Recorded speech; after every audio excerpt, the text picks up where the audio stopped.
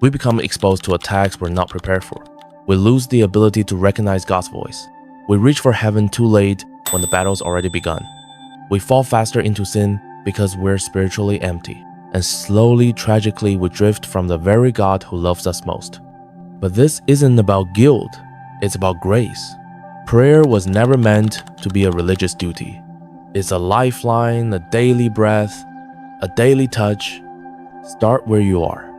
Start small, but build consistency, not perfection. And as you do, you'll sense God's presence returning like warmth after winter. Jeremiah 33 says, "Call to me, and I will answer you." He's listening. He's waiting. All he wants is to hear from you again. Don't wait for a crisis. Restore the altar now. What if I told you that sometimes the most powerful thing you can do is say nothing? Not out of fear, not out of timidity, but because they are secrets too sacred for the public ear realities God has whispered into your spirit that were never meant to be tweeted, posted, or passed around. And if you're one of the chosen, if you sense that divine weight pressing on your life, then you already know some things can't be shared without consequence. There's a kind of spiritual exposure that happens when we talk too freely. The enemy doesn't need to read your mind, he just needs to hear your mouth. Loose lips become intelligence leaks in the spirit realm. And without realizing it, we hand ammunition to the very forces designed to derail our calling. But there's protection in silence, a mystery in discretion, power in holding your peace until God says, now. In this message, I want to show you 5 areas where chosen ones, those who carry divine assignments, must walk in holy restraint. Not because you're hiding, but because you're preserving. Your future, your family, your breakthroughs, your finances, even your most sacred spiritual encounters, each one deserves the shelter of wisdom. Let's talk about what not to talk about. Part 1. Your future plans and divine dreams. Some dreams are too raw for daylight. You might feel the fire of destiny burning inside you, but that doesn't mean it's time to speak. The moment you receive a glimpse of your calling, whether through vision, word, or divine impression, your first instinct might be to tell someone. Don't. God's revelations are often like seas, alive, full of promise, but deeply vulnerable. Expose them too early, and they won't survive the frost of public opinion or the heat of spiritual warfare. Think of Mary, the mother of Jesus. After the angel announced her miraculous assignment, Scripture says she treasured up all these things and pondered them in her heart. Luke 2:19. No press conference, no dramatic proclamation, just quiet incubation. Because here's the hard truth. The enemy doesn't need supernatural insight to sabotage you. He only needs your voice. When chosen ones speak too freely about what God has barely begun to build, they inadvertently feed the enemy blueprints. He moves best in assumption, not certainty. Loose talk becomes a spiritual leak. But it's not just spiritual forces. People can damage a dream too. Premature announcements often draw skepticism, jealousy, or even well-meaning doubt. You may find yourself defending a vision that wasn't meant to be understood yet only carried. Instead of announcing everything God shows you, bring it to prayer. Let it ripen in the secret place. When the time comes, God will open the right doors and appoint the right platforms. Until then, speak only to those who carry spiritual maturity, wisdom, and discretion-trusted mentors, not curious onlookers. Revelation is not for performance, it's for stewardship. So guard your glimpses. Let them grow. Don't confuse excitement with permission. A whispered word from God is still holy even if you're the only one who heard it. Part 2. Family matters and inner circle conflicts. In the age of oversharing, the temptation to vent every frustration is stronger than ever. But just because you feel something doesn't mean it's wise or godly to broadcast it, especially when it comes to your family. Marital tension, struggles with children, financial hardship, these are not meant for public consumption. They're sacred spaces, vulnerable spaces. And when you throw them into the open for feedback, sympathy, or even entertainment, you risk turning your home into a stage and your loved ones into characters in someone else's gossip. The Bible speaks plainly. Whoever will foster love covers over an offense. Proverbs 17:9, and love covers a multitude of sins. 1 Peter 4:8. The world teaches us to get it off your chest. Heaven calls us to cover one another in love. Mary had every reason to cry out when Joseph, confused and heartbroken, planned to leave her quietly. But she didn't. She didn't campaign for validation or shame him to others. She trusted God's timing to bring alignment, and he did, sending an angel to Joseph to confirm the truth. That's divine preservation through quiet trust. Too many families are torn apart not just by conflict, but by public exposure. A disagreement becomes a spectacle. A financial hiccup becomes rumor. And worst of all, bitterness festers because too many voices get involved who were never meant to be there. Of course, seeking help is not wrong, but where you go for help matters. Spirit-led counselors, mentors, pastors, those who honor confidentiality and carry discernment are a gift. But social media, chatty coworkers, or even certain relatives, that's casting pearls before swine. Guard your home. Don't hand your enemy a microphone. What happens within your inner circle deserves dignity, not display. If you're a spiritual leader in your household, act like one, not by controlling others, but by covering them. Wisdom isn't in hiding pain, it's in choosing where healing actually begins. And most of the time, that begins in the quiet. Part 3. Early victories and initial breakthroughs. Not every open door is a green light to announce your arrival. In fact, some of the worst spiritual ambushes happen right after the first taste of victory because we talk too much too soon. When David brought down Goliath, the headlines could have been his. Shepherd boy becomes national hero, prophecy fulfilled.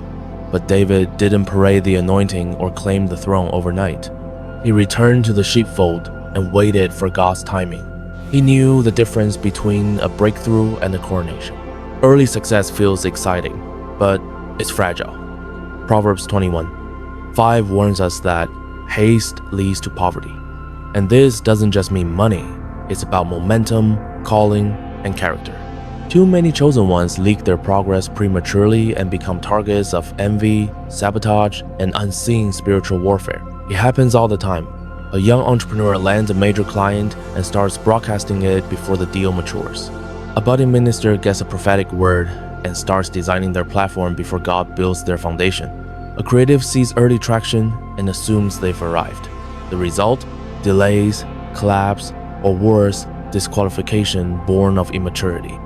Growth is most secure when it's quiet. Let your work develop in a secret place. Let the fruit become undeniable before you post about the tree. Chosen ones don't need to prove anything when God raises you. He does it unmistakably. Be patient. Don't hand your enemy a schedule to sabotage. The spotlight will find you when the structure is ready to hold the weight. Until then, focus on roots, not applause. Part 4. Financial status and material gains. In a world addicted to status updates and luxury flexes, staying quiet about your finances feels countercultural. And that's exactly why it's powerful. There is a subtle danger in showing off what you've acquired, whether it's a promotion, a new house, or a sudden influx of wealth. The moment you flaunt, you invite attention, and not all of it is good. Envy doesn't always come with a snarl. Sometimes it comes dressed like celebration. And underneath the applause, sabotage is waiting for a crack to crawl through. Proverbs 13:11 says, "Wealth gained hastily will dwindle, but whoever gathers little by little will increase it." And Proverbs 27:2 reminds us, "Let another praise you and not your own mouth." Why? Because humility builds longevity. Hype doesn't. Jesus, the very Son of God, walked the earth without riches, without mansions, without gold-draped parades. He had no place to lay his head. That wasn't failure. That was focus. His treasure wasn't measured in silver, but in souls. Sharing financial details, even within extended family, can also backfire. It creates unrealistic expectations, pressure, jealousy, even manipulation. Not everyone is equipped to handle your blessing with integrity. Does this mean prosperity is wrong? Not at all. But kingdom wealth is different. It's not for flexing, it's for stewardship. True prosperity looks like contentment, generosity, and wisdom. It's knowing you have enough, not needing others to see that you do. Don't equate visibility with value. The blessing doesn't need to be broadcasted to be real. If God is providing, be grateful. If He's increasing you, be responsible. And if he's elevating you, be discreet. In the kingdom, secrecy isn't stinginess, it's strategy. Let your finances glorify God, not your image. Part 5. Spiritual encounters and divine mysteries. There are moments with God that no one else will understand because they weren't meant to. Visions that shake you, dreams that linger long after waking, encounters that leave you breathless and undone. And the most dangerous thing you can do with some of them is talk too soon. Paul once described an experience where he was caught up to the third heaven. He saw things too sacred for human words. 2 Corinthians 12:4. And John, in Revelation 10, heard thunderous mysteries only to be told not to write them down. Think about that. In a book full of prophetic disclosure, even John was instructed to seal certain things. Why? Because not everything sacred is meant to be shared. When we rush to explain holy experiences, especially just to seem deep or spiritually elite, we reduce something heavenly into something human. What was once intimate becomes theatrical. What was meant to transform us privately turns into performance. And soon, the presence fades, leaving only ego behind. Chosen ones must learn to become spiritual wombs, carrying revelation until it's time to birth it. And when that time comes, it won't be for show, but for purpose. There will be testimonies God tells you to share, stories that spark faith and glorify Him, but there will also be encounters so weighty, so divine, they're meant for the secret place alone. Not every vision is a sermon. Not every dream is a post.